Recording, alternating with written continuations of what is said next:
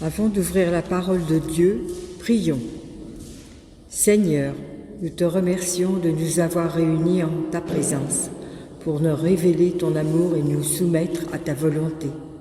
Fais taire en nous toute autre voix que la tienne, et de peur que nous ne trouvions notre condamnation dans ta parole, entendue sans être reçue, connue sans être aimée, écoutée sans être mise en pratique. Ouvre par ton esprit nos esprits et nos cœurs à ta vérité. Au nom de Jésus-Christ. Amen. Lecture du psaume 90. Prière de Moïse, homme de Dieu. Seigneur, tu as été pour nous un refuge, de génération en génération, avant que les montagnes fussent nées et que tu eusses créé la terre et le monde, d'éternité en éternité, tu es Dieu. Tu fais rentrer les hommes dans la poussière et tu dis, Fils de l'homme, retournez. Car 1000 ans sont à tes yeux comme le jour d'hier quand il n'est plus et comme une veille de la nuit. Tu les emportes semblables à un songe qui le matin passe comme l'herbe. Elle fleurit le matin et elle passe. On la coupe le soir et elle sèche. Nous sommes consumés par ta colère et ta fureur nous épouvante. Tu mets devant toi nos iniquités et à la lumière de ta face nos fautes cachées. Tous nos jours disparaissent par ton courroux. Nous voyons nos années s'évanouir comme un son. Les jours de nos années s'élèvent à 70 ans et pour les plus robustes à 80 ans. Et leur gueule qu'il en tire n'est que peine et miséricorde, car il passe vite et nous nous envolons. Qui prend garde à la force de ta colère, à ton courroux, selon la crainte qui t'est due. Enseigne-nous à bien compter nos jours, afin que nous appliquions notre cœur à la sagesse. Reviens, Éternel, jusqu'à quand? Aie pitié de tes serviteurs. Rassasie-nous chaque matin de ta bonté, et nous serons toute notre vie dans la joie et l'allégresse. Réjouis-nous autant de jours que tu nous as humiliés, autant d'années que nous avons vu le malheur. Que ton œuvre se manifeste à tes serviteurs et ta gloire sur leurs enfants. Que la grâce de l'Éternel notre Dieu soit sur nous.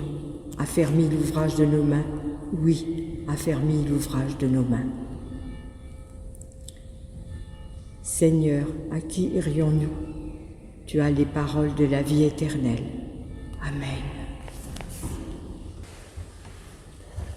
Une seule lecture vous est proposée aujourd'hui. En ce qui concerne l'Évangile, il sera nommé à travers la prédication. La semaine dernière, nous avions parlé de la prière de Jésus. Une prière de Jésus que Dieu le Père a exaucée. Jean 17. Aujourd'hui, nous allons voir comment Dieu le Père, comment Dieu a exaucé la prière de Moïse, homme de Dieu. Le psaume qui vient d'être lu fait partie d'une série de 5 psaumes de prière. 3 d'entre eux sont attribués à David, un à un auteur inconnu et le psaume 90 à Moïse. Seuls 2 de ces psaumes sont également des psaumes de méditation. Un de Moïse, donc, et le second de David dans le psaume 142. 2 psaumes de méditation. Que dire de Moïse, sinon qu'il est l'auteur de la Torah, des 5 premiers livres de l'Ancien Testament.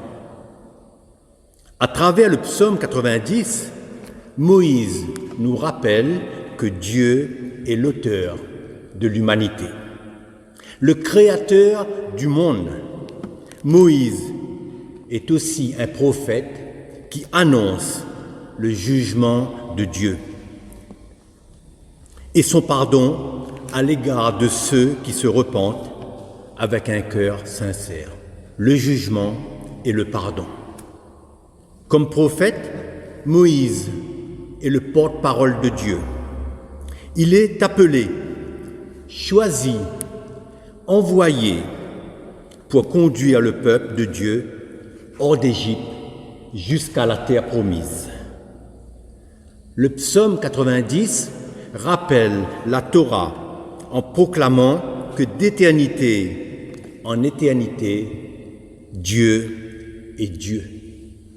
Et que de génération en génération, Dieu est le refuge des hommes qui se confient en lui.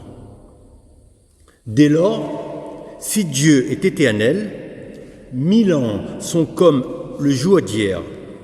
Et dès lors, suite à la chute, l'homme est mortel, et comme l'herbe, il sèche. Il faut rappeler que Dieu désirait vivre au milieu des hommes, mais ceux-ci ont désiré se mesurer à Dieu et connaître, comme lui, le bien et le mal, chose impossible à l'homme, mais possible à Dieu. Depuis la chute, l'alliance est rompue et les conséquences de cette rupture est visible, vécue par l'homme chaque jour. Dans ce psaume, 4 phases s'articulent selon le plan de Dieu. Il s'agit du jugement accompagné d'un verdict qui dit que l'homme est coupable et condamné. Mais Dieu lui fait grâce et le relève pour que sa gloire soit manifestée. Dans cette prière et cette méditation, Moïse fait ressortir la condition humaine, la brièveté de la vie qui doit amener l'homme à bien compter ses jours, car il va retourner à la poussière. Ici, il faut noter que 2 types de vocabulaire se font écho.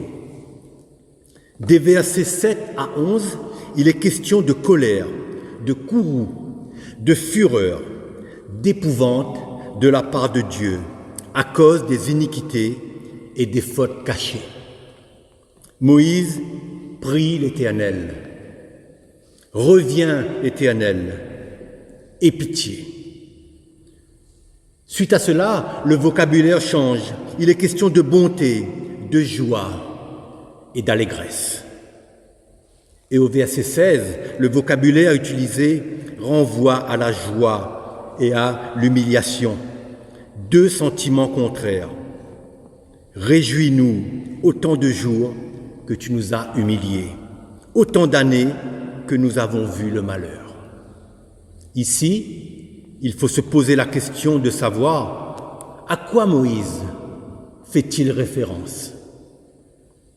Moïse a été choisi par Dieu pour conduire son peuple hors d'Égypte jusqu'à la terre promise. Cela s'est-il réalisé? Oui et non. Oui, car le peuple de Dieu est bien arrivé en terre promise. Mais après 40 ans d'errance dans le désert, et qui a franchi le Jourdain de ceux qui étaient sortis d'Égypte? Qui a franchi le Jourdain de ceux qui sont sortis d'Égypte? Ils étaient 600 000 hommes de pied. Exode 12, 14. Donc, sans compter les femmes et les enfants. En fait, près de 2 millions de personnes sont sorties d'Égypte. Mais sur ces 600 000 hommes, 2 seulement ont franchi le Jourdain. Tous les autres sont morts au désert. Et les familles se sont renouvelées au fur et à mesure. 2 hommes sont sortis d'Égypte pour entrer en Canaan. C'est peu, n'est-ce pas? Ces 2 sont Caleb et Josué, à qui on doit le livre historique dans l'Ancien Testament, le livre de Josué. La question qui se pose est de savoir pourquoi seules 2 personnes ont survécu à ces 40 ans. Que s'est-il passé au désert? Le psaume 90 ne cite pas clairement cet épisode du peuple de Dieu, mais il est en filigrane tout au long du psaume. Lorsque Moïse dit, je cite le psaume, « Nous sommes consumés par ta colère et ta fureur nous épouvante.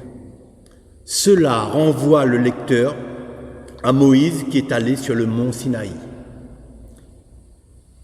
Moïse est resté 40 jours et a reçu la loi de Dieu, dont le premier commandement est « Je suis l'Éternel, ton Dieu, qui t'ai fait sortir du pays d'Égypte, de la maison de servitude. Tu n'auras pas d'autre Dieu devant ma face. Tu ne te feras point d'image taillée. » Lorsque Moïse redescend de la montagne avec la loi, que trouve-t-il? Le peuple s'est fait un veau d'or et l'adore. Dieu vient de donner la loi à Moïse et Moïse trouve le peuple qui bafoue cette loi. Alors, oui, la colère et la fureur de Dieu se manifestent. Et Moïse de dire, je recite le psaume, le verset 8, « Tu mets devant toi nos iniquités et à la lumière de ta face nos fautes cachées. » Dieu veut détruire ce peuple rebelle. Moïse intercède pour le peuple et Dieu le laisse vivre. Néanmoins, il demeurera rebelle contre Dieu et fera même pécher Moïse. Le peuple sorti d'Égypte va errer pendant 40 ans et mourir au désert. Nous connaissons l'histoire, la révolte de Corée, la révolte de Dathan et Abiram prendra fin lorsque la terre s'ouvrira pour engloutir les rebelles. Cela nous est révélé dans le livre de Nombres, au chapitre 16, les versets 16 à 35. Moïse dira à Dieu dans ce psaume, je cite le psaume, les paroles du psaume, « Qui prend garde à la force de ta colère et à ton courroux, selon la crainte qui t'est due ?» Le verset 11. La révolte des fils de Corée illustre la colère et le courroux de Dieu envers les hommes, qui contestent sa volonté, sa souveraineté et qui sont orgueilleux devant Dieu. Aussi, Moïse peut dire « Enseigne-nous à bien compter nos jours, afin que nous appliquions notre cœur à la sagesse. » Afin que nous appliquions notre cœur à la sagesse, le verset 12. Dans le livre des Proverbes, au chapitre 9, le verset 10a, il est écrit « Le commencement de la sagesse, c'est la crainte de l'Éternel. » Et c'est aussi la clé du livre des Proverbes. Le commencement de la sagesse, c'est la crainte de l'Éternel.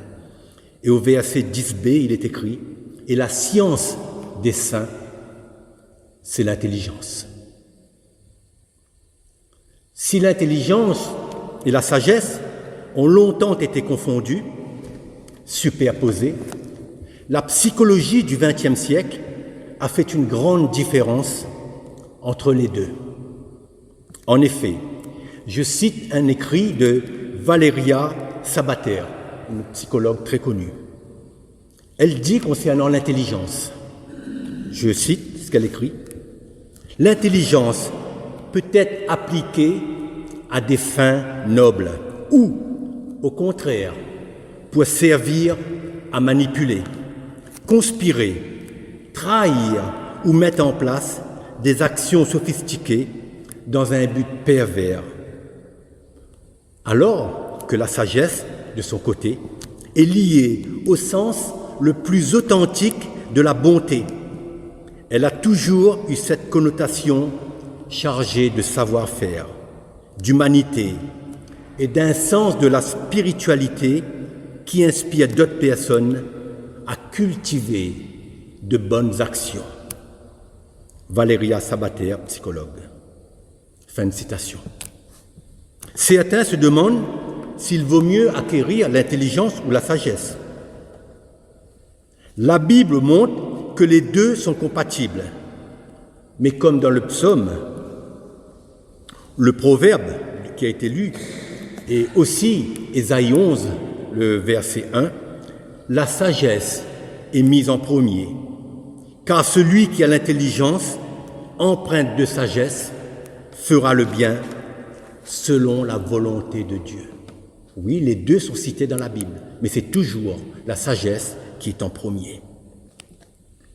Dans le livre de l'Ecclésiaste, il est écrit au chapitre 4, le verset 13, je cite l'Ecclésiaste, « Mieux vaut un enfant pauvre et sage qu'un roi vieux et insensé qui ne sait plus écouter les avis.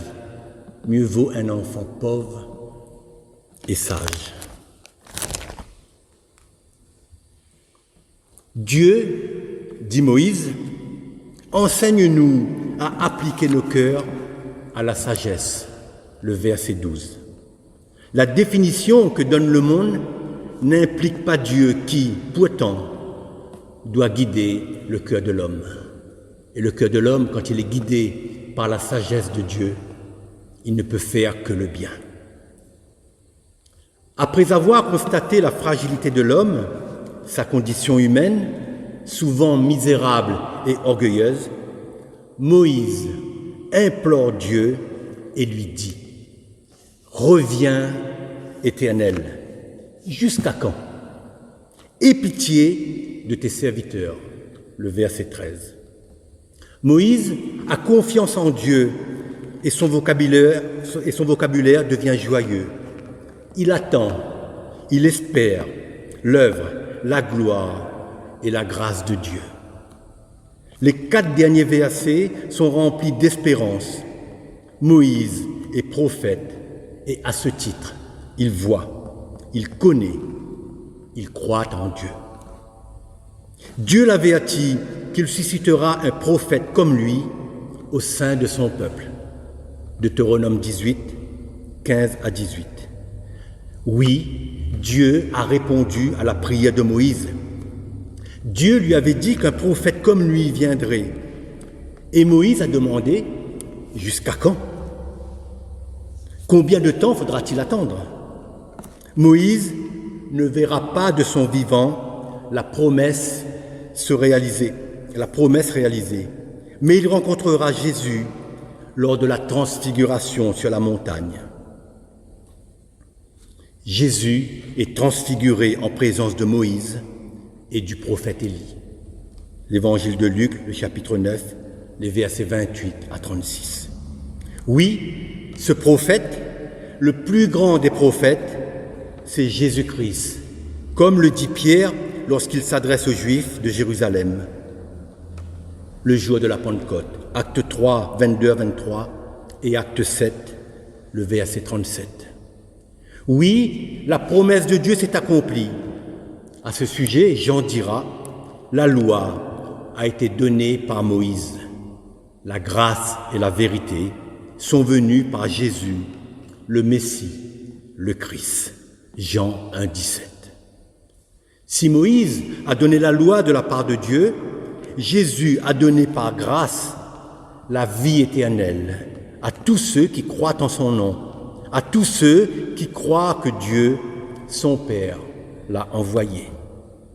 Cette promesse, Pierre la rappelle aussi à ceux qui sont venus à Jérusalem, toujours le jour de la Pentecôte. Je cite Pierre dans les livres des Actes.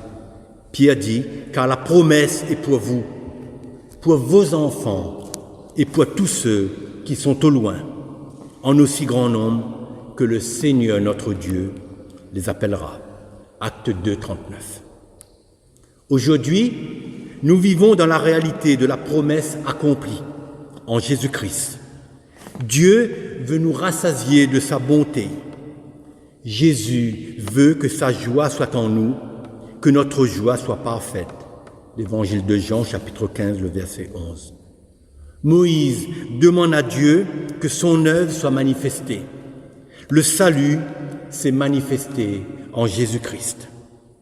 Et comme le dit Jésus, je cite le Christ, « Celui qui agit selon la vérité vient à la lumière, afin que ses œuvres soient manifestées, parce qu'elles sont faites en Dieu. » Jean 3, 21.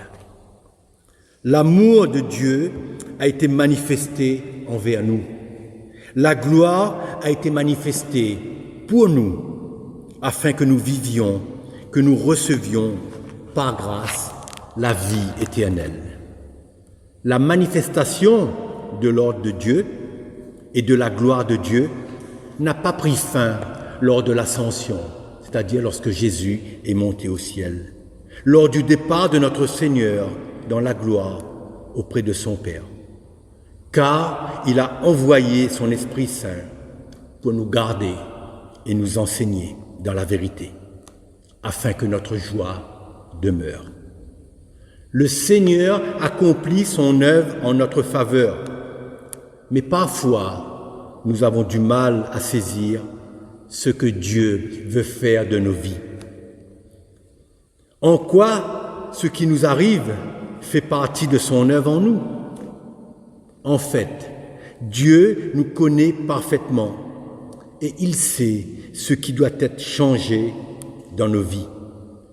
Nous aussi, comme les Hébreux, nous râlons parce que les choses ne se mettent pas en place comme nous l'aimerions, parce que des choses existent que nous aimerions ne pas voir, ne pas connaître, parce que nos vies ne sont pas aussi sanctifiées qu'elles devraient l'être, parce que nous avons cette sensation d'être passés à côté de quelque chose. Moïse aussi a dû avancer sur le chemin de la sanctification. Il a commencé par dire à Dieu, au buisson ardent, qu'il n'était pas capable de le servir, d'accomplir la mission qu'il voulait lui confier.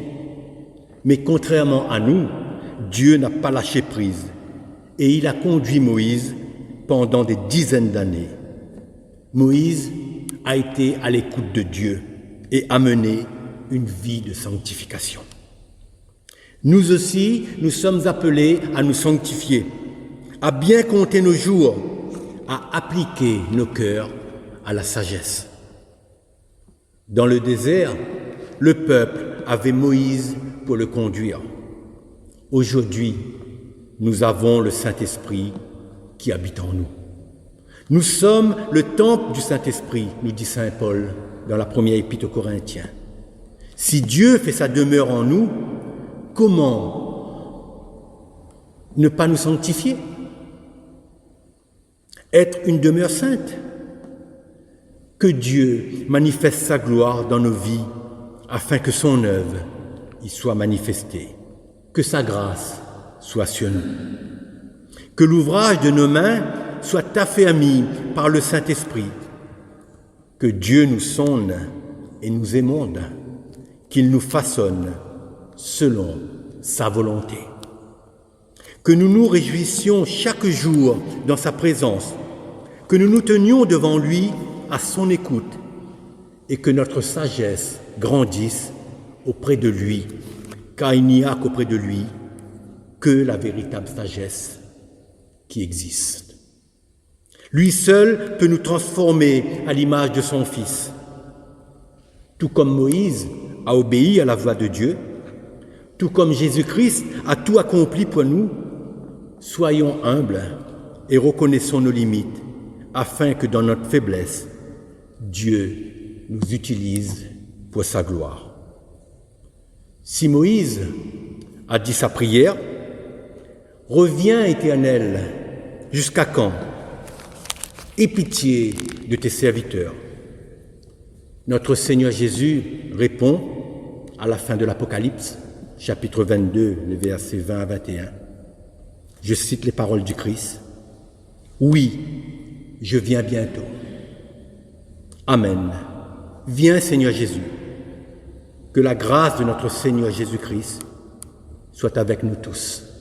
Amen.